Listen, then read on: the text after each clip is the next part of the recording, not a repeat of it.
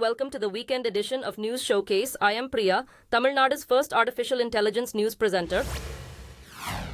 US technology company Microsoft has said that China is preparing to use artificial intelligence-generated information to sabotage upcoming elections in India, South Korea, and the United States.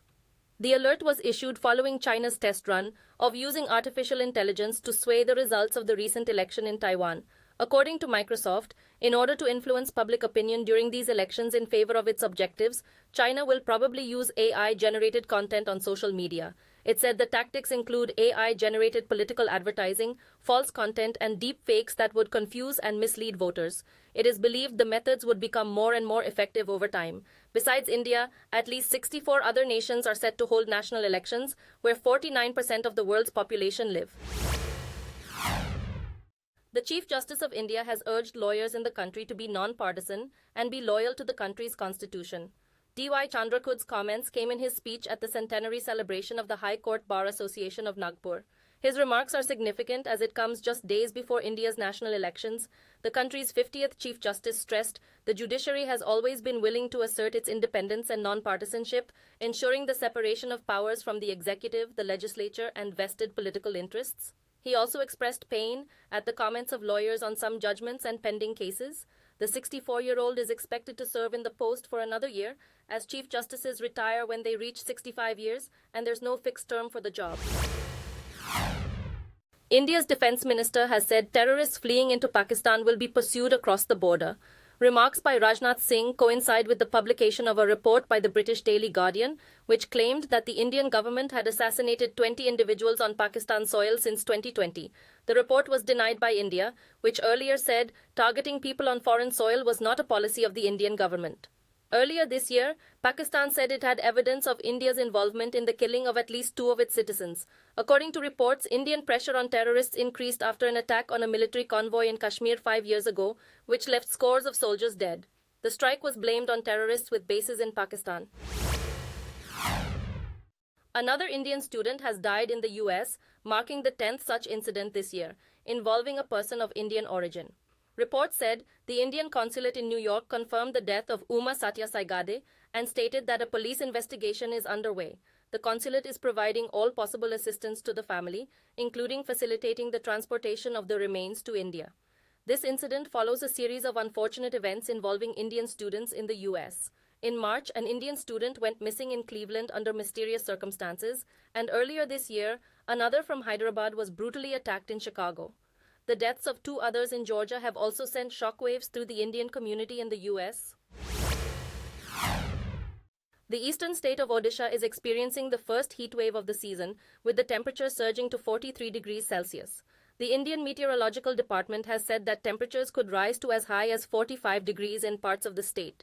It said the condition could last over the next 2 days and advised people not to be in open spaces between 12 noon and 3 p.m. when the heat is expected to be intense. People in the state were seen covering their faces and using umbrellas to protect themselves as the temperature in Bhubaneswar city surged. According to the forecast, temperatures are likely to increase in the interior parts of Odisha, while a heat alert has been issued for districts along the coast.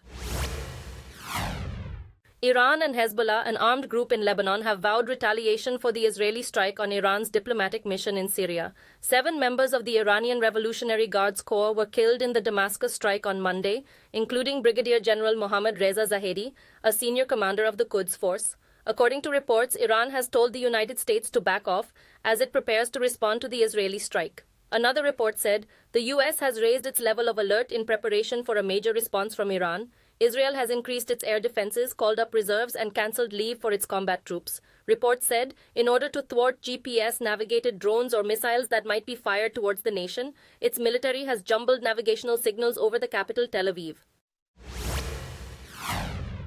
The charity, World Central Kitchen, has demanded an independent probe into the killing of 7 of its workers by Israeli drone strikes in Gaza. This comes after the Israel Defense Forces admitted it was a grave mistake and dismissed 2 senior officers. It apologized after admitting protocol breaches and incorrect tracking of vehicles carrying aid workers. The US and UK are scrutinizing the Israeli report, which is under pressure to release the full findings. The United Nations has also called for independent investigations and significant changes on the ground. The incident has increased international pressure on Israel's war and led to calls for a halt in weapon supplies to Israel. US President Joe Biden is also under increasing pressure to reconsider weapons for Israel.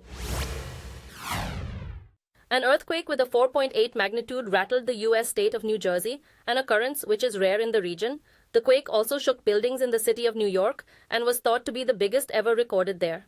At the United Nations, a meeting on Gaza was briefly stopped as dignitaries felt the quake.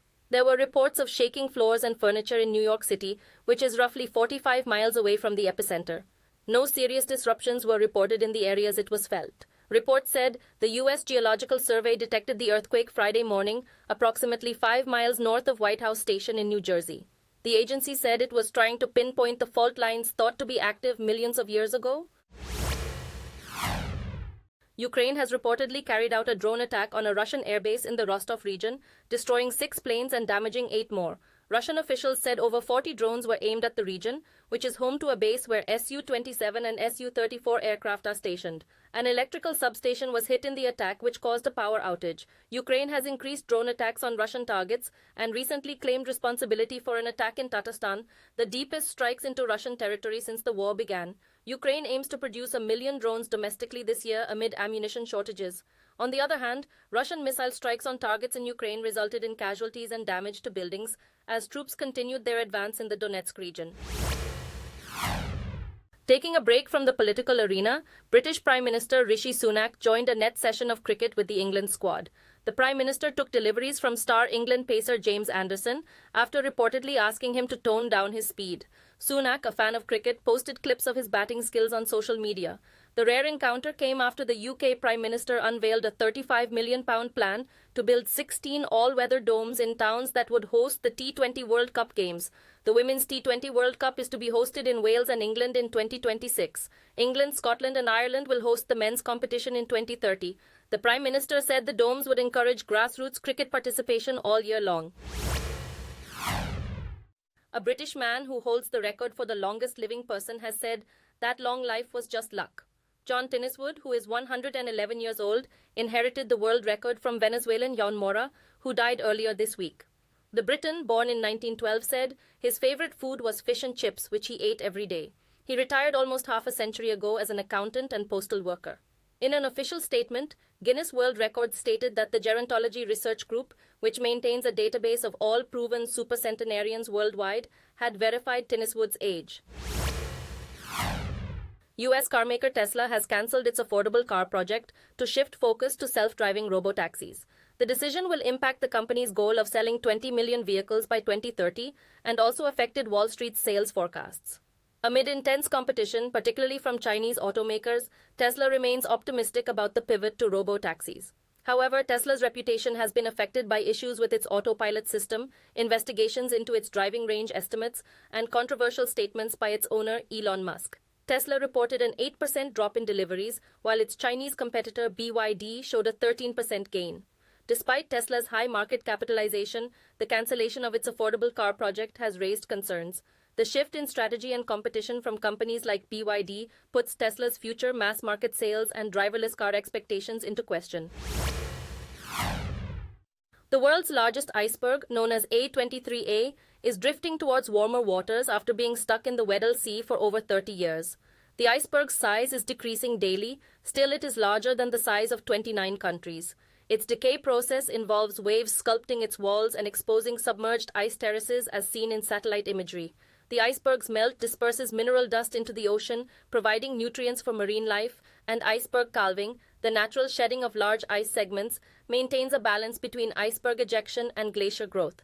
Disruptions to this equilibrium can cause whole shelf collapse as scientists monitor calving patterns for changes indicating shifting equilibria.